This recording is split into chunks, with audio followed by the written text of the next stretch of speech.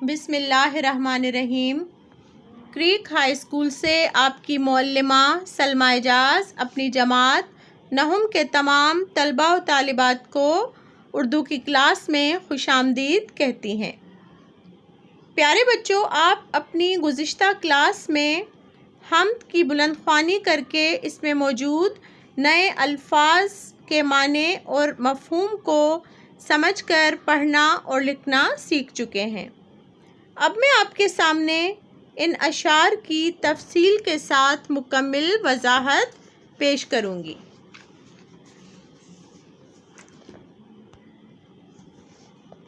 میں نے آپ کی آسانی کے لیے اس حمد کو 3 حصوں میں ڈیوائیڈ کیا ہے۔ آپ اس حمد کے شروع کے جو 4 مصرعے ہیں یعنی 2 اشعار، ہم اس طرح سے ان کو سمجھنے کی کوشش کریں گے۔ یعنی شروع کے جو 2 اشعار ہیں، 4 مصرعے، پہلے میں آپ کے سامنے وہ پڑھوں گی، ان کی تشریح سمجھاؤں گی، اس کے بعد اگلے 4 مصرعے اور پھر اس کا آخری حصہ۔ تو اس وقت سب سے پہلے ہم شروع کرتے ہیں۔ کامل ہے جو ازل سے وہ ہے کمال تیرا، باقی ہے جو ابد تک وہ ہے جلال تیرا، ہے عارفوں کو حیرت اور منکروں کو سکتہ، ہر دل پہ چھا رہا ہے رعب جمال تیرا۔ دیکھیں ان اشعار میں الطاف حسین حالی کس طرح سے اللہ تعالیٰ کی تعریف بیان کر رہے ہیں۔ شاعر فرما رہے ہیں، اللہ تعالیٰ ہمیشہ سے ہے اور ہمیشہ رہے گا۔ وہی ایک واحد یکتا ذات خدا کی ہے جو اس دنیا اور کائنات کے بننے، وجود میں آنے سے پہلے بھی موجود تھا اور ہمیشہ ہمیشہ تا قیامت موجود رہے گا۔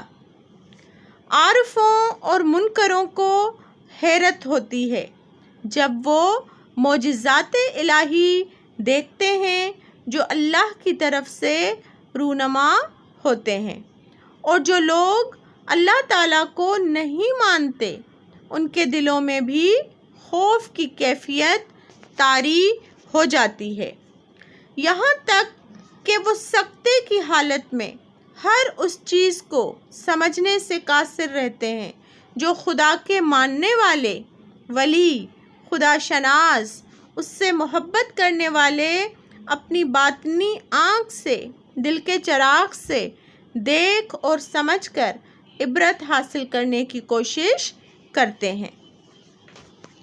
اب ہم اگلے اشعار کو پڑھتے ہیں۔ گو حکم تیرے لاکھوں یا ٹالتے رہے ہیں، لیکن ٹلا نہ ہرگز دل سے خیال تیرا، پھندے سے تیرے کیوں کر جائے نکل کے کوئی، پھیلا ہوا ہے ہر سو عالم میں جال تیرا۔ ان اشعار میں شاعر فرما رہے ہیں کہ اے خدا، ہم تیرے بہت ہی گنہگار بندے ہیں، تیرا کوئی حکم ہم نے نہیں مانا، ہر حکم کی حکم عدولی کی ہے، حقوق و فرائض جو تو نے متعین کر دیے ہیں ہم ان کی بجا آوری سے بھی غافل تو رہتے ہیں، مگر باوجود ان تمام چیزوں کے کرنے، نافرمانی کی انتہا کو چھونے کے بعد بھی ہمارے دلوں میں تیرا خیال موجود رہتا ہے۔ ہم اپنے دلوں سے اے میرے مالک تیرا خیال نہیں نکال اور ٹال سکتے۔ شاعر مزید فرماتے ہوئے کہہ رہے ہیں کہ ہم اللہ تعالیٰ سے چھپ چھپا کر کوئی بھی کام نہیں کر سکتے، کیونکہ وہ ہر جگہ موجود ہے اور اس سے کوئی بات چھپی نہیں رہ سکتی۔ ہم یہ سمجھتے ہیں کہ ہم آزاد ہیں، جو چاہے کر سکتے ہیں، مگر ایسا ہرگز نہیں ہے، کیونکہ ہر ایک کی ڈور اور رسی اسی ہستی کے ہاتھ میں ہے، چاہے ہم دنیا کے کسی بھی کونے میں جائے پناہ لینے کے لیے بھاگ رہے ہوں، مگر اس نے اپنے کارخانہ قدرت سے اس طرح ہر جگہ انتظام کیا ہوا ہے کہ کہیں بھی اس کے پھندے اور جال سے ہم اپنے آپ کو چھڑا نہیں سکتے۔ اس کی گرفت مضبوط گرفت ہر جگہ پکڑ لیتی ہے۔ اب ہم اس نظم کے آخری حصے پر آتے ہیں۔ ان کی نظر میں شوکت جچتی نہیں کسی کی، آنکھوں میں بس رہا ہے جن کی جلال تیرا۔ دل ہو کہ جان تجھ سے کیوں کر عزیز رکھیے، دل ہے سو چیز تیری، جان ہے سو مال تیرا۔ بیگانگی میں حالی یہ رنگ آشنائی، سن سن کے سر دھنیں گے کال اہل حال تیرا۔ ان اشعار میں شاعر فرما رہے ہیں کہ وہ لوگ جو اللہ تعالیٰ کو بہت مانتے ہیں، ہر وقت اس کی عبادت میں مصروف و مشغول رہتے ہیں، ایسے لوگ اس دنیا کے معاملات کو چھوڑ دیتے ہیں، کیونکہ دنیا کی رنگینی اور شان و شوکت، عیش و آرام کوئی چیز بھی ان کو نہیں بھاتی۔ ان صاحب عمل لوگوں کے سامنے جب اللہ کا ذکر کر دیا جاتا ہے تو وہ وجد کی کیفیت میں آ جاتے ہیں۔ شاعر مزید فرما رہے ہیں کہ اگر دین پر کوئی کڑا وقت یا مصیبت آ جاتی ہے تو ہم اپنی جانیں بھی قربان کرنے کے لیے تیار رہتے ہیں، کیونکہ یہ دل جس میں تو بستا ہے وہ بھی تیری امانت ہے اور جان بھی تیری ہی ملکیت ہے، تو ہی ہماری جانوں کا مالک ہے۔ وہ لوگ جو انجان بنے ہوئے ہیں، اجنبیت کے رنگ میں رنگ چکے ہیں، بے راہ روی کا شکار ہیں، ان سے اگر سرزنش کی جائے کہ راہ راست پر آ جاؤ تو وہ بے قابو ہو کر بولنا اور سر پیٹنا شروع کر دیتے ہیں۔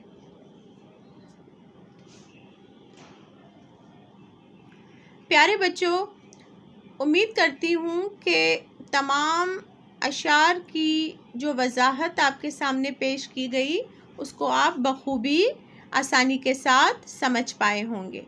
اس وقت آپ کی اسکرین پر جماعت نہم کے لیے دیا جانے والا تحریری کام موجود ہے۔